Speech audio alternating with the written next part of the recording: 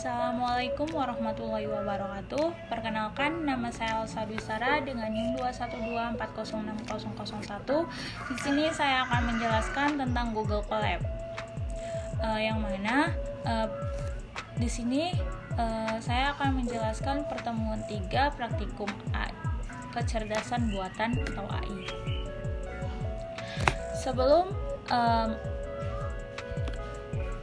Sebelumnya, apa sih itu Google Colab? Google Colab merupakan istilah lain dari Google Collaboration. Google Colab adalah sebuah produk yang dikembangkan oleh Google Internal Research. Secara umum, ini adalah executable dokumen yang bisa digunakan user untuk menulis, menyimpan maupun membagikan program yang sudah mereka buat di Google Drive.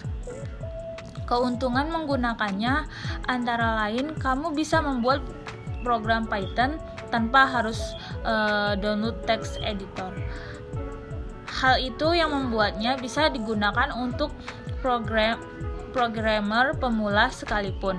Notebook yang sudah dibuat pun dapat diedit bersama tim lain layaknya melakukan editing di Google Docs. Nah, di sini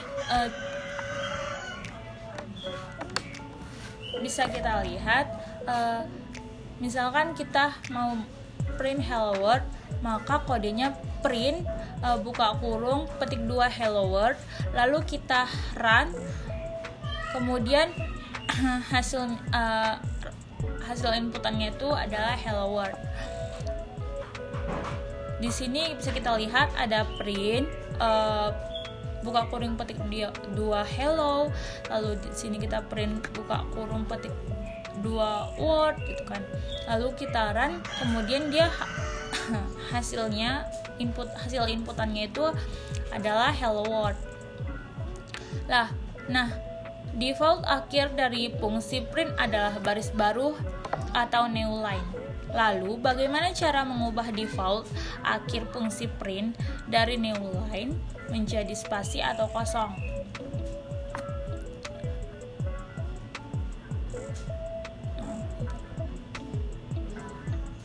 Nah, kodenya itu print buka kurung petik 2 hello, n sama dengan petik 2 kosong. Lalu print buka kurung petik 2 word, lalu kita run, maka hasilnya akan hello world. Lalu misal kita ingin menambahkan variabel di antara string dalam print, bagaimana caranya? Nah, caranya variabel sama dengan, misalnya kita buat kita tambahkan itu my gitu kan, petik 2 my, lalu print hello variabel word, lalu print hello %s word persen variabel, lalu kita run, kemudian hasilnya itu akan hello my world. Kita lanjut. Nah, kita memasukkan lebih dari satu variabel ke dalam string. Misal kita mempunyai variabel tahun sama dengan 20, nama sama dengan namanya itu Juan gitu kan. Bagaimana cara kita memasukkan tahun dan nama ke dalam string di bawah ini? Halo, selamat ulang tahun yang ke tahun ya nama gitu. Lalu kodenya itu kodenya itu misalkan tahun sama dengan 20, namanya itu tadi Juan, lalu kita print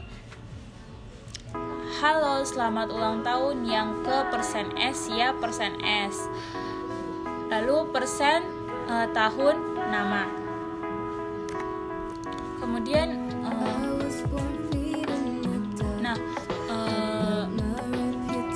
integernya itu kita buat angkanya itu tadi angka dari yang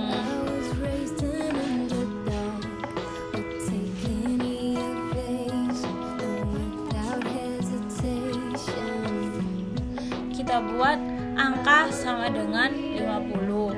Floatnya desimal sama dengan 4512.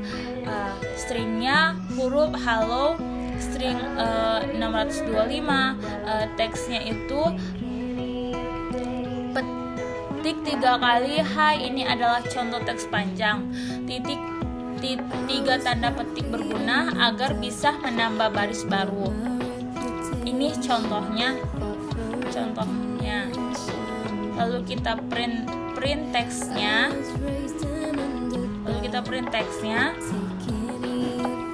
Kemudian benar atau salah gitu kan. Lalu kita run, maka dia akan muncul inputannya. Hai, ini adalah contoh teks panjang, 3 tanda petik berguna agar bisa menambah baris baru. Ini contohnya.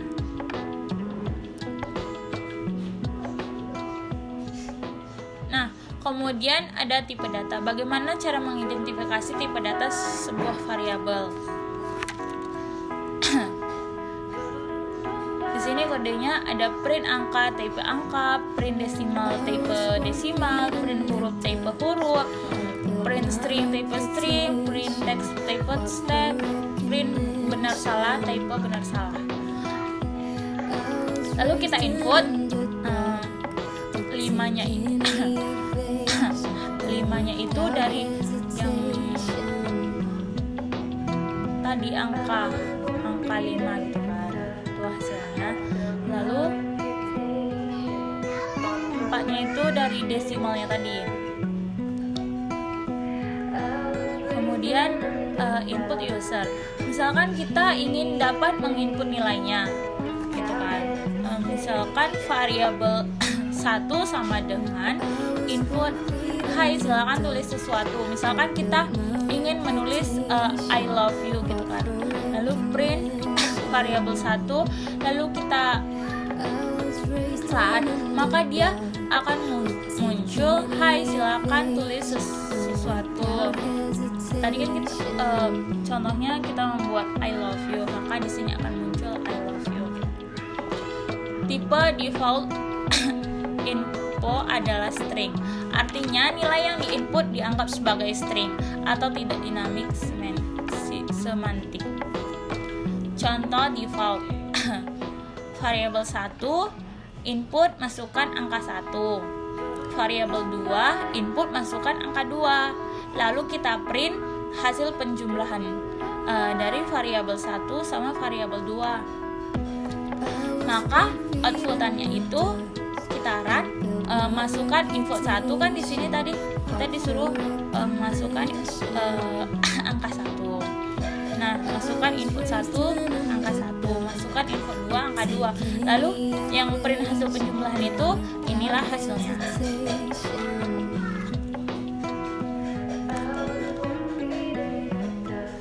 Kemudian bagaimana jika kita ingin nilai inputan dibaca sesuai dengan tipe data? Contoh tipe in dan float.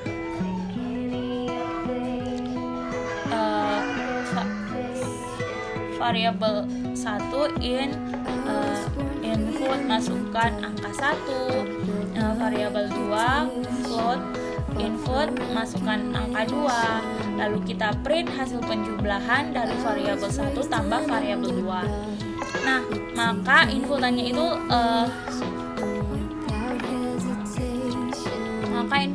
itu masukkan angka 1. Misalkan angka 1-nya itu 3, masukkan angka 2 3,5, hasil penjumlahan 6 kali 5 gitu. Kemudian Python 3, aritmatika dan Python. Operasi aritmatika. Di sini ada variabel A sama dengan 3, B sama dengan 5, C sama dengan 7. Penambahan print A tambah B. Lalu hasilnya 8. Kan A tambah B tadi nilai A-nya itu 3 dan nilai B-nya itu 5. Jadi maka hasilnya 8. Kemudian pengurangan pengurangan, misalkan kita print angka A kurang B gitu kan. Angka A-nya itu tadi kan 3, angka B-nya itu 2, jadi 3 dikurang 2, angka B-nya itu tadi 5, 3 dikurang 5 sama dengan minus 2. Lalu perkalian, print A kali B, A-nya tadi kan 3, 3 kali 5 berarti 15. Pembagian, misalkan print C bagi A gitu kan. C-nya tadi berapa ya? Sebentar. C-nya tadi 7. Berarti 7. Nah, 7 dibagi 3 hasilnya 2,333335. Lalu perpangkatan. Print A pangkat B. A tadi kan 3,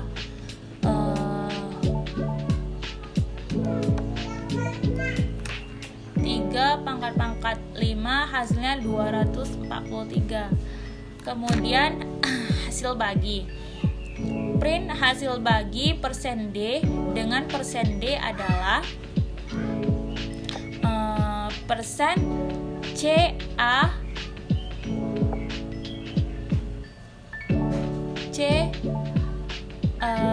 bagi A. Jadi hasil bagi 7 dengan 3 adalah 2.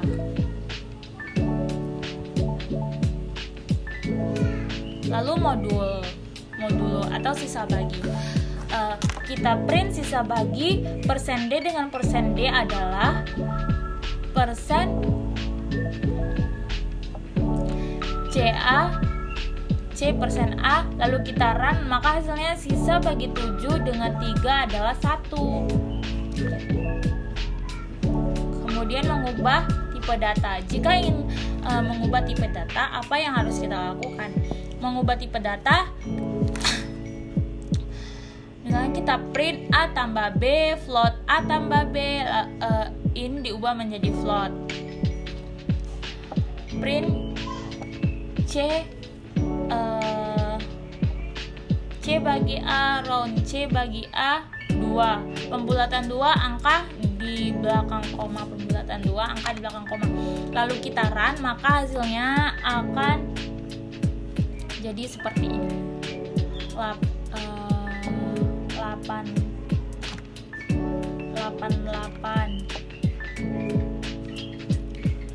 Lalu tadi kan pembulatan kan pembulatan dari 2 ini kita ambil 2 angka di belakang koma, jadi 2,33. Jika operasi Python diperuntukkan untuk angka, bagaimana dengan string?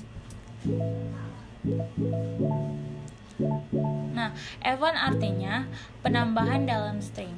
Lalu X sama dengan hello, Y sama dengan world. Lalu kita print X tambah Y, maka hasilnya hello world. Masuk kita ke dasar Python 4, beberapa fungsi string. Menghitung panjang string. Kita bisa menentukan panjang string dengan menggunakan perintah len. Menghitung panjang string, X sama dengan hello world, Y sama dengan petik 3. Come and join use. It's so much fun. Print len X-nya, lalu print len Y. Maka kalau kita run, maka hasilnya itu 11 sama 36. Mengecek anggota string. Bisakah kita mengecek apakah sebuah teks merupakan anggota string atau tidak? Misalkan mengecek sebuah teks sebagai anggota string, Y sama dengan petik 3, petiknya 3 kali kan, come and join use, it's so much fun. print join in Y, print join U in Y, print join in Y. Maka hasilnya itu akan, kalau kita run, maka hasilnya akan true false.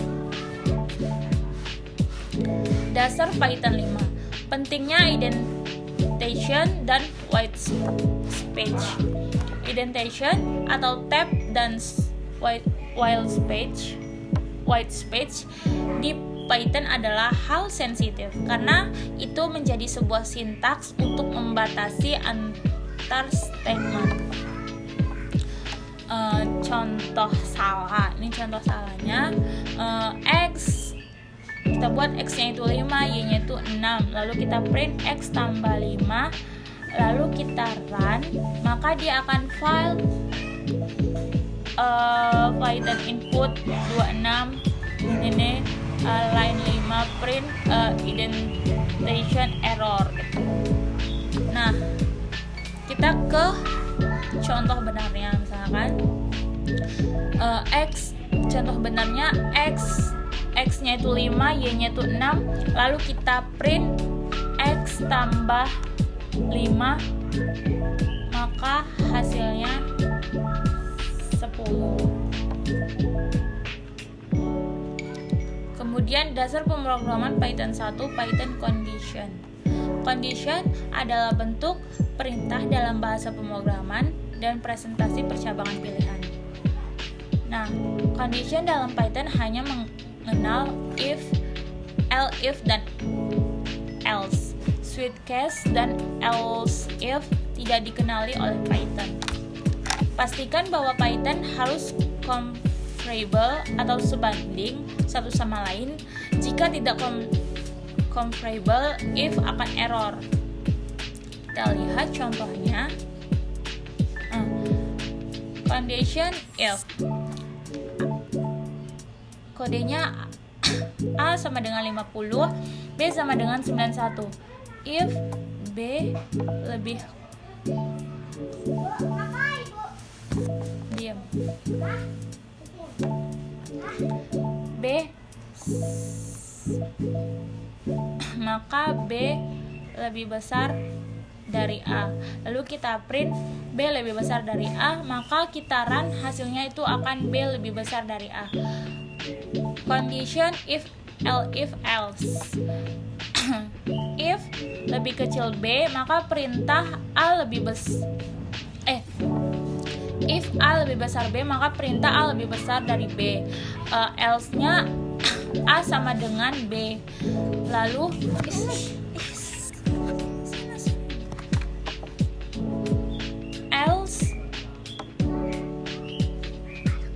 else sama dengan print A lebih kecil dari B. Maka kita run, A lebih kecil dari B. Kemudian dasar pemrograman Python 2 atau iterasi. Python 2 iterasi. Iterasi di Python dapat dilakukan dengan for loop dan while loop. Lalu contohnya itu for i in range 3, lalu print i, lalu kita run 0 1 2. Ini runnya 0 1 2. Kemudian kita masuk ke while loop. I sama dengan 0, while i lebih kecil dari 1000, print Gilang, n sama dengan petik 2 ininya kosong, lalu kita run, maka muncul rananya itu Gilang sampai 1000. Kemudian kita masuk ke library Naiping. Memanggil library Naiping atau numerical Python digunakan untuk menghitung data numerical Python digunakan untuk menghitung data numerik pada Python. cara memanggil numpy-nya itu import numpy. Lalu kita run, maka dia akan muncul import numpy snp. Kemudian ada array. A sama dengan np array 1 2 3 4 5, B-nya np array 1 2 3 4. Lalu kita print A, lalu kita print B, maka dia hasilnya akan 1 2 3 4 5 1 2 3 4. Kemudian iterasi array. Bisa kita lihat di sini iterasi, misalkan menampilkan A, for X in A, print X.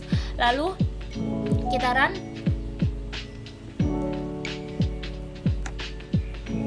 Lalu kita run 1 2 3 4 5 6. Ini hasilnya. Kemudian misalkan menampilkan menampilkan B, for X in B, print. Lalu kita print X. Kita run, maka hasilnya itu akan 1 2 3 4. Kemudian kita masuk ke image processing tracer. Ini adalah edge atau batas-batas gambar sebagai contoh penerapan komputer vision. Nantinya kita akan belajar cara membuatnya. Selamat belajar. Selamat belajar. Lalu kita import CV2 SCV from Seeking image import IO from Google Colab Fetches import CV2 ImShow for image display image URLs. Lalu kita masukkan link dari image-nya, kemudian image background IO emirate image URLs. Lalu image RGB-nya itu CV color image BGR, CV color BGR 2 RGB. CV2 in ImShow image RGB. Lalu kita run, maka dia akan muncul image dari yang kita buat tadi ini. Kemudian ini contohnya lagi, image gray sama dengan CV color image RGB, CV color RGB 2 gray. Edge-nya itu CV honey image gray, threshold 1 160, threshold 2 200, can edge detection CV2 ImShow edge. Lalu kita run, maka dia muncul gambar dari image gray-nya tadi. Ini dia. Nah, itulah Google Colab yang bisa saya jelaskan. Lebih kurangnya saya mohon maaf.